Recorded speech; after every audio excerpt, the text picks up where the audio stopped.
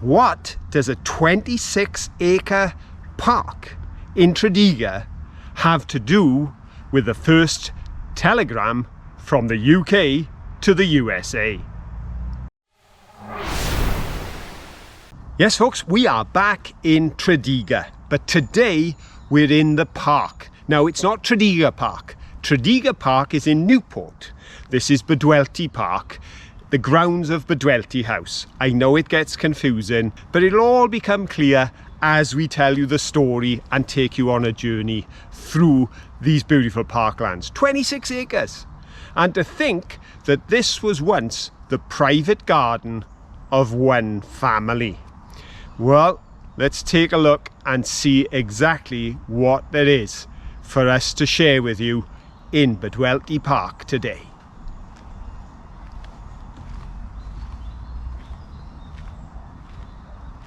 Look at this. This is the park keeper's house. I don't think anybody's in it now. It looks pretty empty, but what a place to live. Oh yes, I could enjoy living there. Right as we walk into the park, I can see that there's some flowers. It bodes well. We've got some crocosmia. And this, I've never seen a hydrangea like this. I'm identifying it as hydrangea because of the leaves. But look at that.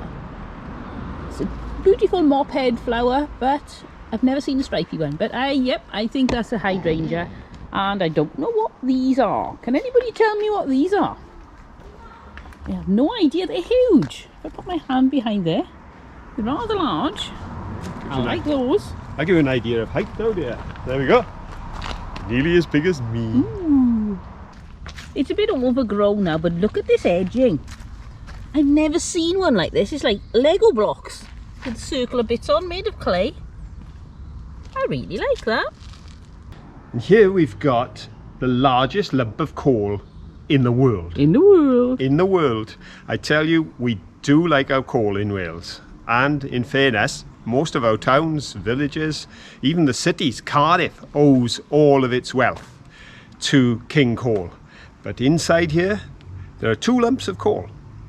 One was cut, one solid block, 20 tons. And that was done in order to take it to London for display in Crystal Palace as part of the 1851 Great Exhibition. But things didn't go well.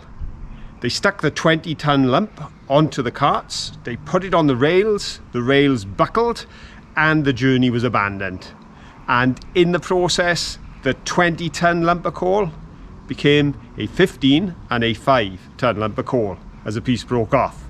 But even at 15 tons, still the biggest in the world, and here it is in Tredegar Park.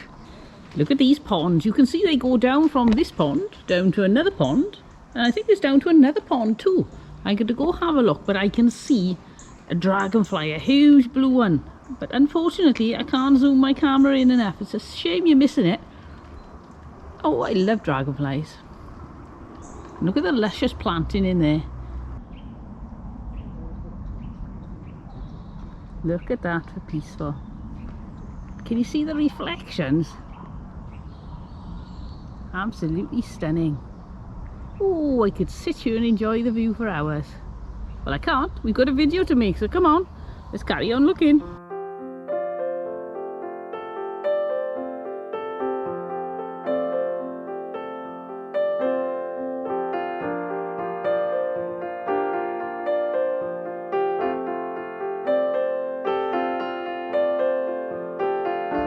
Most of the trees around here are huge, but there's one tree over there I'm going to take you to see, and it's only a little baby.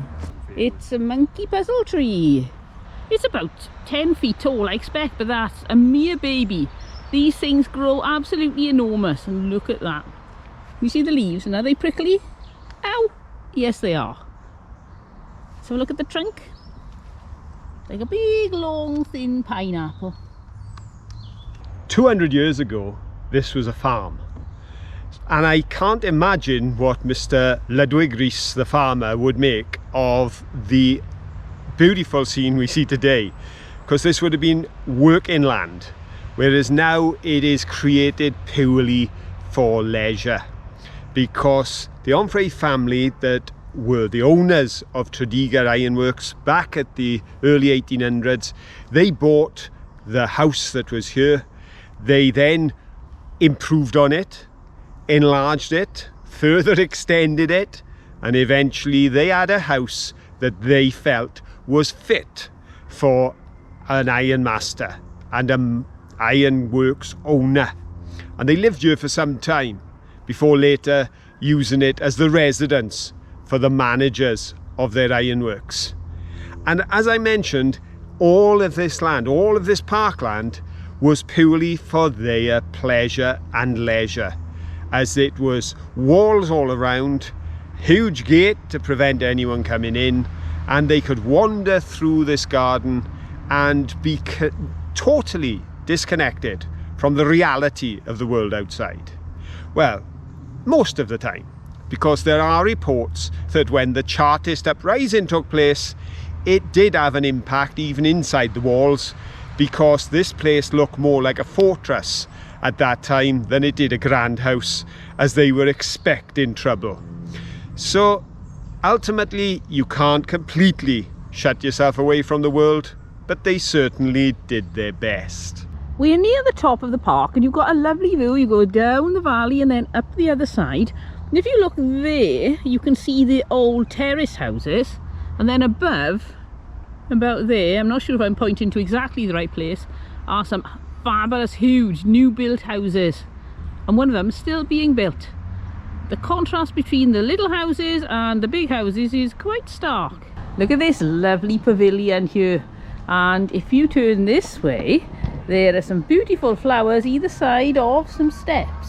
You can see the long pavilion over there, and these gardens were actually turned into a tennis court at one point, and now the tennis courts have been moved, so they've turned them into a lovely little flower garden. Things have been getting away from them a little bit. It could really do with a bit more tending now, but I'm sure they're going to work hard to get on top of it, because you can see signs of where improvements are beginning. You can see just how much these formium are suffering because we've had such a hot summer.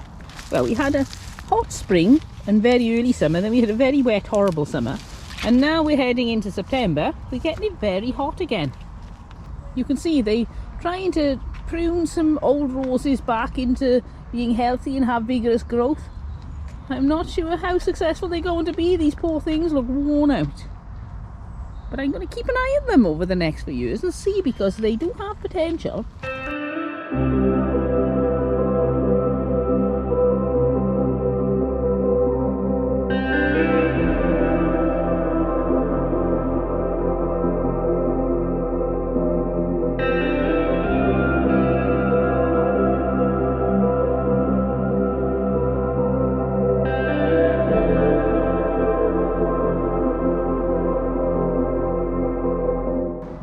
Look at this tree.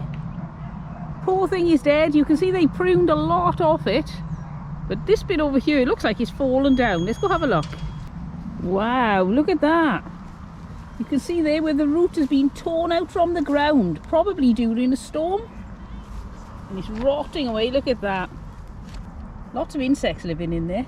Perfect habitat for many creatures. So perhaps you're wondering, how did I get here today, sat on a bench in the shade, while the sun shines here in Wales and we're having 26 degrees, when ultimately I keep saying this was a private garden? Well, the answer is simple. As a gentleman that you all heard of before, he did live in Tredegar Park at Tredegar House. His name was Lord Tredegar, but also known in his day as Godfrey the Good. Yes, the land here was all owned by the Tredegar estate.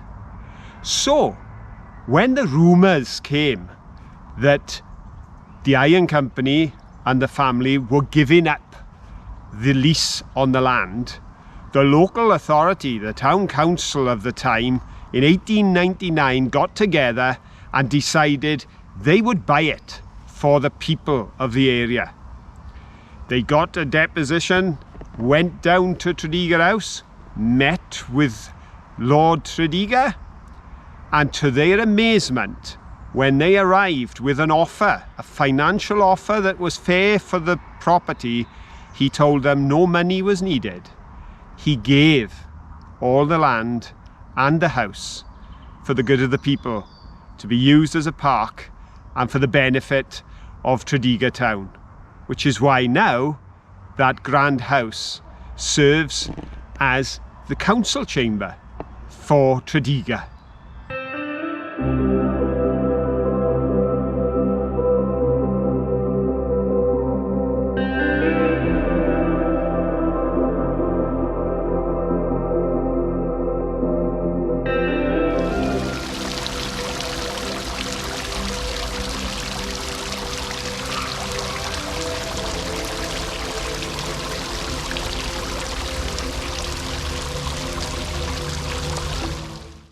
The other gardens were looking a bit tatty, but not the same can be said for these ones. Look at that.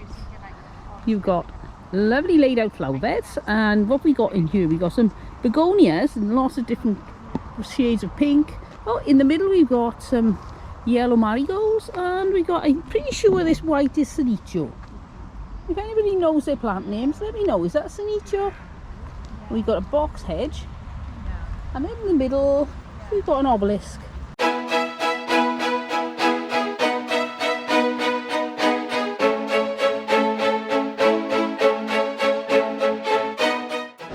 Oh, let's have a look in the council chamber. Oh, look at this. Look at the handles on the door. Very Art Nouveau. Brass. I love those. You've got an old-fashioned Grierson Tredegar clock and a big huge projector on the wall. Talk about old and new together. We've got some lovely old chairs. And who's this? This is Mr. Aneurin Bevan himself. A picture of him looking very grand on the wall. Over here, a bit more modern, we got Neil Kinnock. So let's work our way down this way. Oh, look, you can sit here. Look at these benches. Oh, a bit of posh here. And this is for Councillor D. Robery. And when Mr. Robery is sitting down, listening to the council meeting, this is what he sees. And they've got a little drawer here, which is, oh, it's not locked. You won't look at anything in there. And you've got inkwells here so they can top up their ink pens. You can see that was from a time many years ago. And there are more seats down the front. Oh, let's go have a look. Got a lovely parquet floor as we walk along. And then let's have a look who sits in the middle there. Who is the most important person in the meeting? It's the town mayor. And here we got a picture of Michael Foot. It's incredible for me to think that I am stood where Aneurin Bevan would have stood, Michael Foot would have stood, Neil Kinnock would have stood. Leaders of the party, two of them, and one of the most influential politicians of the 20th century being the other. Because here is where all of these learnt the art of oratory. This is where they became men that could convince others of their arguments. This is where Aneurin Bevan served from 1922 as a member of the Tredegar Urban District Council before going on in 1929 to become a Member of Parliament, then the Health Secretary who founded the National Health Service. I know I say it all the time, but today it's so true. There is history all around me. And here we are in the miners' room. Look at that chandelier. Pretty impressive. With a lovely coving all the way along the top there. And let's have a look at the view out of this circular bay window. Oh, look at that. What a wonderful room to be in. And there's that fountain again. And the reason this is called the miners' room, as you can imagine, when the family lived here in the 1830s, this was not the miners' room. No, this was a very elegant drawing room. But in the miners' strike, this room was dedicated to the distribution of food parcels to the miners during that year-long dispute. And to commemorate that dispute and all that it represents to the communities in Wales, they renamed this room the Miners' Room, which has a personal attachment for me because I was one of those mine workers who was on strike for a year, 1983, 84.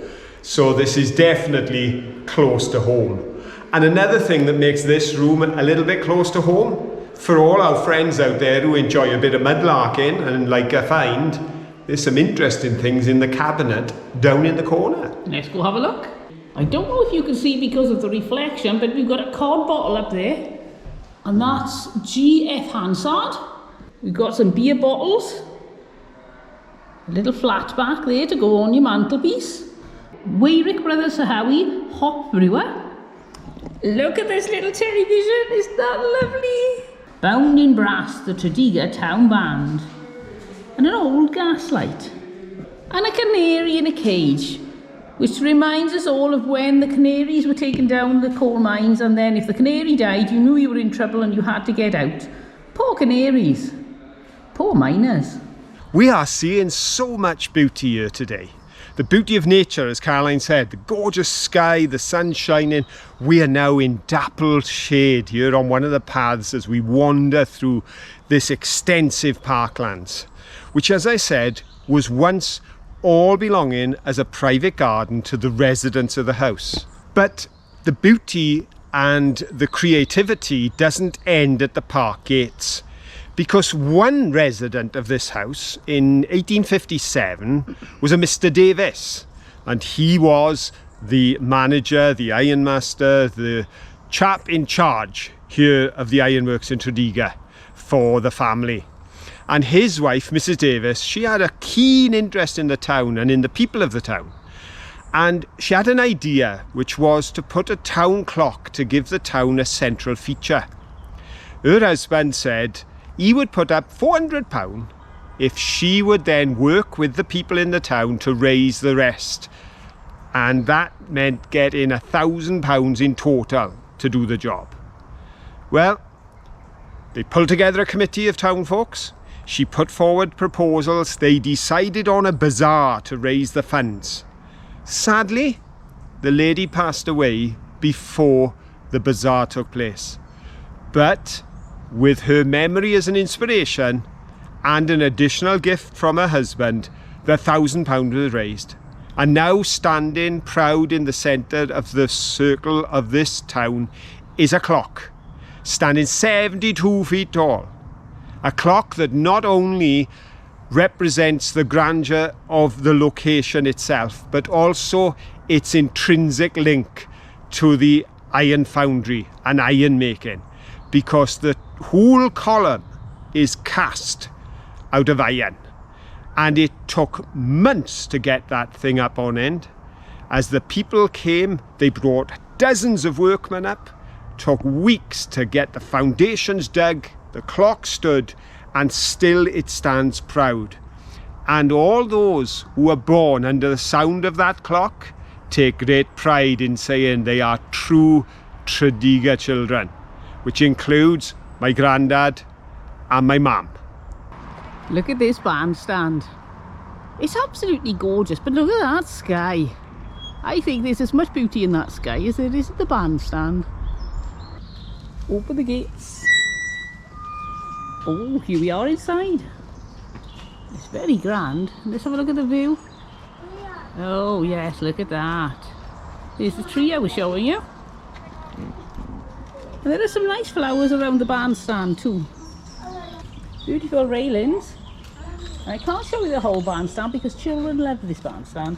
And so you could never find a time when there's not somebody that shouldn't be in shot. So I'm just going to have to show you bits and pieces. These are the struts or the uprights that are holding the bandstand up. Very ornate, and it's got a very squeaky gate. And the reason that this bandstand is looking as good as it is after 110 years is because there was a £5 million grant from the lottery fund and others that was given to the local authority to upgrade the house, to provide facilities, and obviously to restore items like this and the fountain and other things. So there's still investment going on, And we know that this is very much a place that's being used, because not only do we have to avoid making shots of children in the video, but when we went into the building today, there's a baby shower going on in there, and the function room is full of people and children and afternoon tea and all sorts. So very much at the heart of a community, and what a beautiful place to be able to come on a summer's day. We're having a great time here. Not just looking at all of the beautiful things, but actually we've got to meet a few people as well. Just like to say hi to Chase and Charlie, two young boys that we met as we were coming in, who were full of information for us. Hello. Hello there. And as I said to them, they are a real credit to their parents and the town. And also a lady that we met who was enjoying a sit on the bench, who also told us about how she found clay pipes and toys and bottles in her back garden, which was adjacent to this, in the house that she used to live in. So it was lovely to meet the people, because it is truly people that make the place. And that's why today we've tried to tell you the story of some of the people. From the lady who built the clock to Aneurin Bevan and all of the other characters. But of course there's one character that I haven't mentioned that I need to mention right now. And that's the link between Tredegar, the park, Bedwellty House, and that first telegram that went to the USA. And that character is Sir Daniel Gooch. Sir Daniel Gooch was a friend of the family here. His first visit to Bedwellty House was in 1831. He was a man who had tremendous influence on the iron industry, but he was also the man who was the overseer of the laying of the cable that ran from the United Kingdom to the United States, so that the first telegraph message could be sent, cutting the time from days and weeks to simply minutes for us to communicate. And he said of the time he spent here at Tredegar that they were the most important years of his life. Well, I hope you've enjoyed being here as much as he enjoyed being here almost 200 years ago, and as much as we've enjoyed being here today. And if you have, please give us a thumbs up. Doing, doing, doing. And don't forget, till the next time that we're out and about, have fun. Bye. Bye.